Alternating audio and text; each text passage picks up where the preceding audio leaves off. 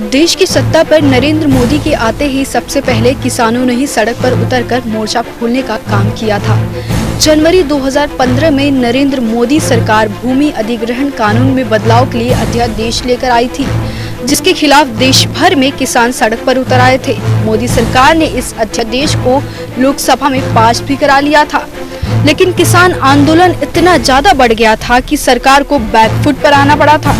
BJP के कई सहयोगी दल भी इस मुद्दे पर उसके विरोध में उतर आए। शिवसेना ने तो इस मुद्दे पर बीजेपी सरकार के खिलाफ मोर्चा ही खोल दिया था।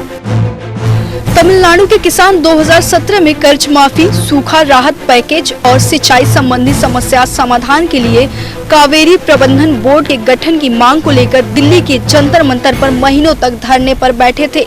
इस दौरान तमिलनाडु के किसानों ने अर्धनग्न होकर प्रदर्शन किया था।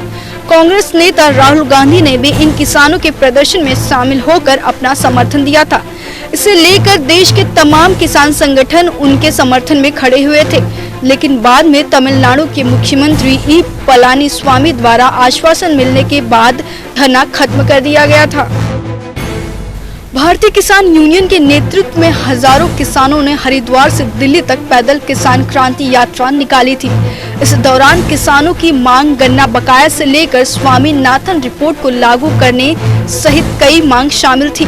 साल 2018 में गांधी जयंती के मौके पर किसान गांधी समाधि पर कार्यक्रम करना चाहते थे, लेकिन किसानों को दिल्ली में दाखिल होने से पहले रोक दिया गया। किसानों ने बैरिकेडिंग को तोड़ दिया और हंगामा किया था। बाद में किसानों के एक दल को केंद्रीय मंत्री राजनाथ सिंह से मुलाकात की थी। सरकार से आश्वासन मिलने के बाद किसान लौट गए थे।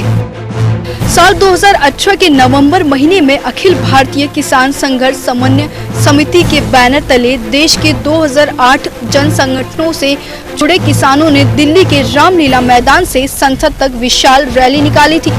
स्वामीनाथन रिपोर्ट लागू कराने, फसल ऋण माफी और कृषि उत्पादों के बेहतर न्यूनतम समर्थन मूल्य समेत अन्य मांगों को लेकर किसान सड़क पर उतरे थे, जिसमें राजनीतिक दल भी उनके साथ हो लिए।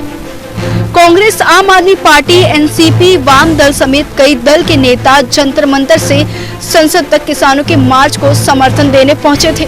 Bureau report.